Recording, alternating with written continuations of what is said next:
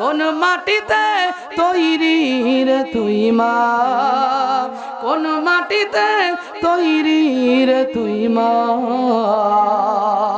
ওই মা জননী এবার সন্তানের জন্য কেঁদে কেঁদে বলে, এই সন্তানটা বড় আমার আদরের সন্তান, পয়গম্বর ঈসা আমার সন্তানকে একটু জীবিত করে দাও, আমি দেখতে চাই কবরের ভিতরে কেমন আছে। পয়গম্বর ঈসা আলাইহিস সালাতু ওয়াস সালাম এবার আল্লাহর নাম নিয়ে কুম বিইজনিল্লাহ বলে বলল, এই কবরের ভিতরে কে আছে একটু দাঁড়ায় যাও। যখনই বলেছে কয়েক সেকেন্ডের ভিতরে ওই মৃত বাচ্চাটা কন্যা সন্তান কবর ফেড়ে উপরের ভিতরে উঠে গেছে। বলি আল্লাহু আকবার। এবার সন্তানকে ডেকে মা জননী কাঁদে, বলে সন্তান আগে তো একটা চিন্তাই ছিলাম, তোমাকে দেখে তো আর মুমূর্ষ হয়ে গেলাম, তোমার চেহারাটা মলিন, তুমি থরথর করে কাঁপতেছো, কিন্তু আমার প্রশ্ন হলো এই যে কয়েকদিন আগে তোমাকে কবরের ভিতরে দাফন করলাম, কিন্তু যখন তোমাকে দাফন করছিলাম তোমার চুলগুলো কাঁচা ছিল, পাকা ছিল না, কিসের জন্য তোমার চুলটা পেকে গেলে একটু শোনায় দাও। ওই সন্তান ডেকে বলে, ও মা জননী, এই যে কিছুক্ষণ আগে 20-30 সেকেন্ড আগে যখন আমি কবরের ভিতরে ছিলাম তখন আমার চুলটা কাঁচা ছিল, যখন আমাকে আল্লাহর নাম দিয়ে পয়গম্বর ঈসা ডাকলো আমি উঠে গেলাম, আমি নজর করে দেখলাম এই যে 3 মাস আগে আমি মৃত্যুবরণ করেছি, মৃত্যুর এত যন্ত্রণা, এই 3 মাস এখনো পর্যন্ত মৃত্যুর যন্ত্রণা আমি কাটাতে পারি নাই, এই যে আবার আমাকে ডাকলে জীবিত করলে আবার মৃত্যুবরণ করা লাগবে, এই জীবিত হলাম আর মৃত্যুবরণ করব, এই কবর থেকে কয়েক সেকেন্ড উঠতে উঠতে আবার মৃত্যুবরণ করার চিন্তায় আমার মাথার চুলগুলো পেকে গেছে। বলি আল্লাহু আকবার। এ মুসলমান আল্লাহর গোলাম, এজন্য কার কোন সময় মৃত্যু হয়ে যাবে আমারও জানা নাই, আপনারও জানা নাই। মা বিদায় নেবে, সন্তান ডাকবে মা মা করে, বাবা কাঁদবে। এ মুসলমান আল্লাহর গোলাম, এই যে ঈদের যাত্রার ভিতরে দেখলাম কত মানুষ রোড অ্যাক্সিডেন্ট করে মৃত্যুবরণ করলো, একটা কাহিনী আমার চোখে এসেছে, আমি কান্না ধরে রাখতে পারি নাই। একটা পিতা দিন মজুরি কয়েকটা টাকা হয়তো উপার্জন করে 2টা সন্তান সহ স্ত্রীর পেট চালায়, দেখলাম ট্রেন অ্যাক্সিডেন্ট করে স্ত্রীও মারা গেছে। 2.5 বছরের একটা সন্তান দুনিয়ার জমিন থেকে বিদায়। ওই লোকটা দেখলাম, ওই আমি প্রোফাইল পিকচারে যখন নাকি ফেসবুকে ওটা আমার সামনে আসে আমি দূর সরাই দিই, দেখার পরে আমি সহ্য করতে পারি না। আল্লাহ কেমন মৃত্যু দুনিয়ার জমিনে দিতেছে। আমি তাকায় দেখলাম ওই লোকটা যখন তার স্ত্রী মারা গেছে, স্ত্রীর লাশটা নিজের কাঁধের উপর নিয়েছে, আর পরে একটা 2.5 বছরের সন্তান, ওই সন্তানটার লাশটাও লোকদেরকে বলতেছে আমার হাতে একটু উঠে দাও, কাঁধের উপর স্ত্রীর লাশ, হাতের ভিতরে তার ফুটফুটে সন্তানের লাশটা নিয়ে আর একটা সন্তান 3 বছর বয়স, ওই সন্তানটা অন্য হাতের মধ্যে নিয়ে যাইতেছে, টাকাও নাই, স্ত্রী সন্তানের লাশটা গাড়িতে করে নিয়ে যাবে। এ মুসলমান, দুনিয়াটা বড় স্বার্থপর, কে কোন টাইমে দুনিয়া থেকে বিদায় নেব আমারও জানা নাই, আপনারও জানা নাই। এজন্য আজকের এই যুব সমাজ আর গ্রামবাসী যে মাইয়াতদের রুহের মাগফিরাতের উদ্দেশ্যে আয়োজিত করেছে, এমন প্রয়োজন, এমন প্রোগ্রাম আরো হওয়া উচিত। আমি আপনি কবরে ঘুমায়া যাব, আমার কবরের পাশে যাওয়ার মতো কেউ থাকবে না, কেউ আমার আপনার জন্য দোয়া করবে না।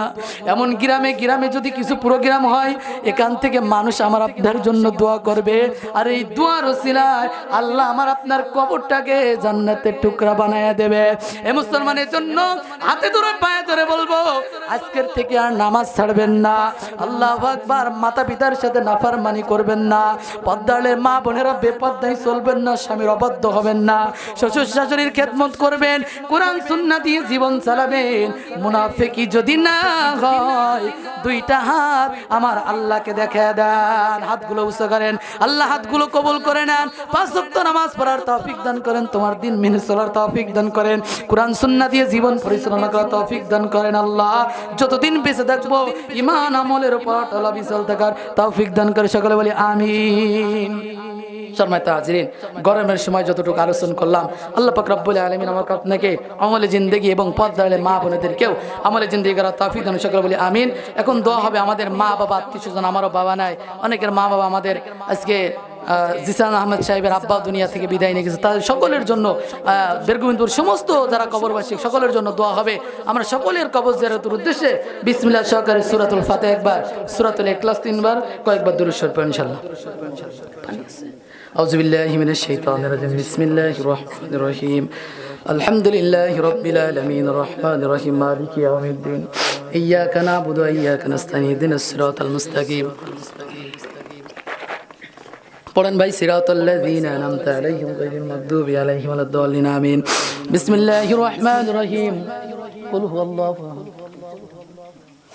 আল্লাহুস সামাদ লাম ইয়ালিদ ওয়া লাম ইউলাদ ওয়া লাম ইয়াকুল লাহু কুফুওয়ান আহাদ। বিসমিল্লাহির রহমানির রহিম। কুল হুয়াল্লাহু আহাদ আল্লাহুস সামাদ লাম ইয়ালিদ ওয়া লাম ইউলাদ ওয়া লাম ইয়াকুল লাহু কুফুওয়ান আহাদ। বিসমিল্লাহির রহমানির রহিম। কুল হুয়াল্লাহু আহাদ আল্লাহুস সামাদ লাম ইয়ালিদ ওয়া লাম ইউলাদ ওয়া লাম ইয়াকুল লাহু কুফুওয়ান আহাদ। আল্লাহুম্মা সাল্লি আলা সাইয়্যিদিনা ওয়া নাবিয়িনা ওয়া শাফিইনা ওয়া হাবিবিনা ওয়া মাওলানা মুহাম্মদ সাল্লাল্লাহু আলাইহি ওয়া আলা আলিহি ওয়া সাহবিহি ওয়া বারাকা ওয়া সাল্লাম। আস্তাগফিরুল্লাহাল্লাযী লা ইলাহা ইল্লা হুয়াল হাইয়ুল কাইয়্যুম ওয়া আতুবু ইলাইহি। লা হাওলা ওয়ালা কুওয়াতা ইল্লা বিল্লাহিল আলিয়্যিল আযীম। শয়তানের অনুগত করবে, শয়তানের মন মতো চলবে, ওদের কবরটা হবে জাহান্নামের গর্ত। এজন্য আসুন, যে কোনো সময়ে এই দুনিয়ার জমিন থেকে আমাকে আপনাকে চলে যেতে হবে। এই দুনিয়া ছেড়ে চলে যাব একদিন, মায়ারে বাঁধন ভেঙে যাবে একদিন। আসব না আমি আর এ ভুবনে কোনো দিন, এ দুনিয়া ছেড়ে চলে যাব একদিন, মায়ারে বাঁধন ভেঙে যাবে একদিন। ঠিক কিনা বলেন? এই যে বাড়ি গাড়ি ক্ষমতা সবে পড়ে রবে সবই চলে যাব আমি। এই যে বাড়ি গাড়ি ক্ষমতা সবে পড়ে রবে সবই চলে যাব আমি। দুনিয়ার মায়া সব ভেঙে যাবে একদিন, এ দুনিয়া ছেড়ে চলে যাব একদিন, মায়ারে বাঁধন ভেঙে যাবে একদিন। এজন্য আজরাইল সকলের কাছে আসবে, সকলের সাথে দেখা করবে। আজরাইলের মৃত্যু এমন কঠিন যন্ত্রণা, আল্লাহ পাক রব্বুল আলামিন বলেন লিকুল্লি উম্মাতিন আজাল ফাইযা জাআ আজালুহুম লা ইস্তাকিরুনা সাআতাও ওয়া লা ইস্তাকদিমুন। আল্লাহ পাক রব্বুল আলামিন বলেন প্রত্যেকটা জাতির একটা নির্দিষ্ট সময় আছে, ওই সময়টা যখন তার কাছে চলে আসবে, লা ইস্তাখিরুনা সাআতা ওয়া লা ইস্তাকদিমুন, এক সেকেন্ড এদিকেও হবে না ওদিকেও হবে না, জাস্ট টাইম বিদায় নেওয়া লাগবে। এ মুসলমান আল্লাহর গোলাম পয়গম্বর ঈসা এই মৃত্যুর কত কষ্ট যন্ত্রণা বলে এই মোনাজাতের দিকে যাব। আল্লাহু আকবার। পয়গম্বর ঈসা আলাইহিস সালাতু ওয়াস সালামের মুজিজা ছিল, তিনি মৃত মানুষকে 100 বছর আগেও যিনি মৃত্যুবরণ করেছে ওকেও কুম্বি ইজনিল্লাহ আল্লাহর নামে ডাক দিলে কবর থেকে উঠে দাঁড়াতে, বলি সুবহানাল্লাহ। তো পয়গম্বর ঈসা আলাইহিস সালাতু ওয়াস সালাম একদিন রাস্তা দিয়ে হেঁটে যায়, প্রতিমধ্যে দেখে একটা কবরের পাশে একটা মা কাঁদতেছে, পাগলের মতো ছটফট করে কাঁদতেছে। পয়গম্বর ঈসা আলাইহিস সালাতু ওয়াস সালাম এবার ওই মা জননীকে ডেকে বলে, মা জননী কান্না করো, কোনো কান্না করার কারণ কি? এবার ডেকে বলে, তোমার শুনে কোনো কাজ নাই, তোমার শুনে তুমি কোনো উপকার করতে পারবে না। বলে তুমি কে? বলে আমি জামানার নবী ঈসা। বলে তাহলে তো তোমার দিয়ে উপকার হবে, তুমি এক কাজ করো, এই যে আমার একটা সন্তান গত 3 মাস আগে এই কবরের ভিতরে ঘুমায় গেছে, ছোট্ট মানুষ, ওই সন্তানটা এত দামি সন্তান, ওই সন্তানকে 10 মাস 10 দিন গর্ভে রেখে আমি দুনিয়ার জমিনে এনেছি। অপদ্ধান্তরের মা, একটা সন্তান দুনিয়ার জমিনে ভূমিষ্ঠ হওয়া কত কষ্ট তোমরা জানো। এইসব সন্তানের বাবা, একটা সন্তান দুনিয়ার জমিনে যখন আসে, মা জননীর কত কষ্ট হয়। মা জননী ধৈর্যের পরিচয় দিয়া যেমন করে মাটিকে খুললে মাটি কোনো কথা বলে না। মা জননী খাবার নিয়ে বসেছে, হাঁটু দ্বারা পা দ্বারা কুচকুচা মেরেছি, মা আমার 2 চোখের পানি ফেলে খাবার দিয়ে দাঁড়িয়ে গেছে। ওই মা জননী কত কষ্ট করেছে, মাটির মতো ধৈর্য ধারণ করে সন্তানকে দুনিয়ার জমিনে ভূমিষ্ঠ করেছে। ওই মায়ের কষ্ট দুনিয়ার জমিনে সব থেকে বেশি, ঠিক কিনা বলেন? মাটির মতো সহ্য করার প্রবল ক্ষমতা, তবুও তোর মুখে ঝরে মায়ের মমতা। 3 ভুবনের স্বর্গ শুধু তুই যে আমার মা, অবুঝ ছেলে বলে তবু করলি রে ক্ষমা। কোন মাটিতে তৈরি রে তুই মা, কোন মাটিতে তৈরি রে তুই মা। ওই মা জননী এবার সন্তানের জন্য কেঁদে কেঁদে বলে, এই সন্তানটা বড় আমার আদরের সন্তান, পয়গম্বর ঈসা আমার সন্তানকে একটু জীবিত করে দাও, আমি দেখতে চাই কবরের ভিতরে কেমন আছে। পয়গম্বর ঈসা আলাইহিস সালাতু ওয়াস সালাম এবার আল্লাহর নাম নিয়ে কুম বিইজনিল্লাহ বলে বলল, এই কবরের ভিতরে কে আছে একটু দাঁড়ায় যাও। যখনই বলেছে কয়েক সেকেন্ডের ভিতরে ওই মৃত বাচ্চাটা, কন্যা সন্তান কবর ফেড়ে উপরের ভিতরে উঠে গেছে। বলি আল্লাহু আকবার। এবার সন্তানকে ডেকে মা জননী কাঁদে, বলে সন্তান আগে তো একটা চিন্তাই ছিলাম, তোমাকে দেখে তো আর মুমূর্ষ হয়ে গেলাম, তোমার চেহারাটা মলিন, তুমি থরথর করে কাঁপতেছো। কিন্তু আমার প্রশ্ন হলো, এই যে কয়েকদিন আগে তোমাকে কবরের ভিতরে দাফন করলাম, কিন্তু যখন তোমাকে দাফন করছিলাম তোমার চুলগুলো কাঁচা ছিল, পাকা ছিল না, কিসের জন্য তোমার চুলটা পেকে গেলে একটু শোনায় দাও। ওই সন্তান ডেকে বলে, ও মা জননী,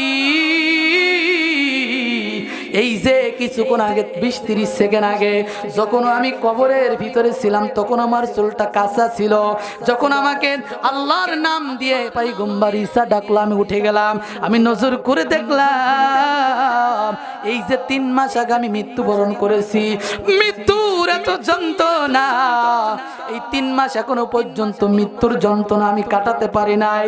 এই যে আবার আমাকে ডাকলে, জীবিত করলে আবার মৃত্যুবরণ করা লাগবে, এই জীবিত হলাম আর মৃত্যুবরণ করব, এই কবর থেকে কয়েক সেকেন্ড উঠতে উঠতে আবার মৃত্যুবরণ করার চিন্তায় আমার মাথার চুলগুলো পেকে গেছে। বলি আল্লাহু আকবার। এ মুসলমান আল্লাহর গোলাম, এজন্য কার কোন সময় মৃত্যু হয়ে যাবে আমারও জানা নাই, আপনারও জানা নাই। মা বিদায় নেবে, সন্তান ডাকবে মা মা করে, বাবা কাঁদবে। এ মুসলমান আল্লাহর গোলাম, এই যে ঈদের যাত্রার ভিতরে দেখলাম কত মানুষ রোড অ্যাক্সিডেন্ট করে মৃত্যুবরণ করলো। একটা কাহিনী আমার চোখে এসেছে, আমি কান্না ধরে রাখতে পারি নাই। একটা পিতা দিন মজুরি কয়েকটা টাকা হয়তো অর্জন করে উপার্জন করে 2টা সন্তান সহ স্ত্রীর পেট চালায়, দেখলাম ট্রেন অ্যাক্সিডেন্ট করে স্ত্রীও মারা গেছে। 2.5 বছরের একটা সন্তান দুনিয়ার জমিন থেকে বিদায়। ওই লোকটা দেখলাম, ওই আমি প্রোফাইল পিকচারে যখন নাকি ফেসবুকে ওটা আমার সামনে আসে আমি দ্রুত সরাই দিই, দেখার পরে আমি সহ্য করতে পারি না। আল্লাহ কেমন মৃত্যু দুনিয়ার জমিনে দিতেছে। আমি তাকায় দেখলাম ওই লোকটা যখন তার স্ত্রী মারা গেছে, স্ত্রীর লাশটা নিজের কাঁধের উপর নিয়েছে, আর পরে একটা 2.5 বছরের সন্তান, ওই সন্তানটার লাশটাও লোকদেরকে বলতেছে আমার হাতে একটু উঠে দাও। কাঁধের উপর স্ত্রীর লাশ, হাতের ভিতরে তার ফুটফুটে সন্তানের লাশটা নিয়ে আর একটা সন্তান 3 বছর বয়স, ওই সন্তানটা অন্য হাতের মধ্যে নিয়ে যাইতেছে, টাকাও নাই, স্ত্রী সন্তানের লাশটা গাড়িতে করে নিয়ে যাবে। এ মুসলমান, দুনিয়াটা বড় স্বার্থপর, কে কোন টাইমে দুনিয়া থেকে বিদায় নেব আমারও জানা নাই, আপনারও জানা নাই। এজন্য আজকের এই যুব সমাজ আর গ্রামবাসী যে মাইয়াতদের রুহের মাগফিরাতের উদ্দেশ্যে আয়োজিত করেছে, এমন প্রয়োজন, এমন প্রোগ্রাম আরো হওয়া উচিত। আমি আপনি কবরে ঘুমায়া যাব, আমার কবরের পাশে যাওয়ার মতো কেউ থাকবে না, কেউ আমার আপনার জন্য দোয়া করবে না। এমন গ্রামে গ্রামে যদি কিছু প্রোগ্রাম হয়, এখান থেকে মানুষ আমার আপনার জন্য দোয়া করবে, আর এই দোয়ার ওসিলায় আল্লাহ আমার আপনার কবরটাকে জান্নাতের টুকরা বানায়া দেবে। এ মুসলমানের জন্য হাতে ধরে পায়ে ধরে বলবো, আজকের থেকে আর নামাজ ছাড়বেন না, আল্লাহু আকবার, মাতা পিতার সাথে নাফরমানি করবেন না, পর্দালের মা বোনেরা বেপর্দায় চলবেন না, স্বামীর অবাধ্য হবেন না, শ্বশুর শাশুড়ির খেদমত করবেন, কোরআন সুন্নাহ দিয়ে জীবন চালাবেন। মুনাফিকি যদি না হয়, দুইটা হাত আমার আল্লাহকে দেখায় দেন, হাতগুলো উঁচু করেন, আল্লাহ হাতগুলো কবুল করে নেন, 5 ওয়াক্ত নামাজ পড়ার তৌফিক দান করেন, তোমার দিন মেনে চলার তৌফিক দান করেন, কোরআন সুন্নাহ দিয়ে জীবন পরিচালনা করার তৌফিক দান করেন। আল্লাহ যতদিন বেঁচে থাকবো ঈমান আমলের উপর টলা বিচল থাকার তৌফিক দান করে, সকলে বলি আমিন। সম্মানিত হাজিরিন, গরমের সময় যতটুকু আলোচনা করলাম, আল্লাহ পাক রব্বুল আলামিন আমাকে আপনাকে আমলে জিন্দেগি এবং পর্দালে মা বোনেদেরকেও আমলে জিন্দেগি করার তৌফিক দান, সকলে বলি আমিন। এখন দোয়া হবে আমাদের মা বাবা, আত্মীয় স্বজন, আমারও বাবা নাই, অনেকের মা বাবা আমাদের আজকে জিসান আহমেদ সাহেবের আব্বা দুনিয়া থেকে বিদায় নিয়ে গেছে, তাদের সকলের জন্য বেরগোবিন্দপুর সমস্ত যারা কবরবাসী সকলের জন্য দোয়া হবে। আমরা সকলের কবর জিয়ারতের উদ্দেশ্যে বিসমিল্লাহ সহকারে সূরাতুল ফাতিহা একবার, সূরাতুল ইখলাস 3 বার, কয়েকবার দুরূদ শরীফ পড়ুন ইনশাআল্লাহ। আউযু বিল্লাহি মিনাশ শাইতানির রাজিম, বিসমিল্লাহির রহমানির রহিম, আলহামদুলিল্লাহি রাব্বিল আলামিন, রহমানির রহিম, মালিকি ইয়াউমিদ্দিন, ইয়্যাকা না'বুদু ওয়া ইয়্যাকা নাস্তাঈন, ইহদিনাস সিরাতাল মুস্তাকিম। পড়েন ভাই, সিরাতাল্লাযীনা আন'আমতা আলাইহিম গায়রিল মাগদুবি আলাইহিম ওয়ালাদ-দাল্লিন, আমিন। বিসমিল্লাহির রহমানির রহিম, কুল হুয়াল্লাহু আহাদ, আল্লাহুস সামাদ, লাম ইয়ালিদ ওয়া লাম ইউলাদ ওয়া লাম ইয়াকুল লাহু কুফুওয়ান আহাদ। বিসমিল্লাহির রহমানির রহিম, কুল হুয়াল্লাহু আহাদ, আল্লাহুস সামাদ, লাম ইয়ালিদ ওয়া লাম ইউলাদ ওয়া লাম ইয়াকুল লাহু কুফুওয়ান আহাদ। বিসমিল্লাহির রহমানির রহিম, কুল হুয়াল্লাহু আহাদ, আল্লাহুস সামাদ, লাম ইয়ালিদ ওয়া লাম ইউলাদ ওয়া লাম ইয়াকুল লাহু কুফুওয়ান আহাদ। আল্লাহুম্মা সাল্লি আলা সাইয়্যিদিনা ওয়া নাবিয়িনা ওয়া শাফিইনা ওয়া হাবিবিনা ওয়া মাওলানা মুহাম্মদ সাল্লাল্লাহু আলাইহি ওয়া আলা আলিহি ওয়া সাহবিহি ওয়া বারাকা ওয়া সাল্লাম। আস্তাগফিরুল্লাহাল্লাযী লা ইলাহা ইল্লা হুয়াল হাইয়ুল কাইয়্যুম ওয়া আতুবু ইলাইহি। لا حول ولا قوة إلا بالله العلي العظيم. أستغفر الله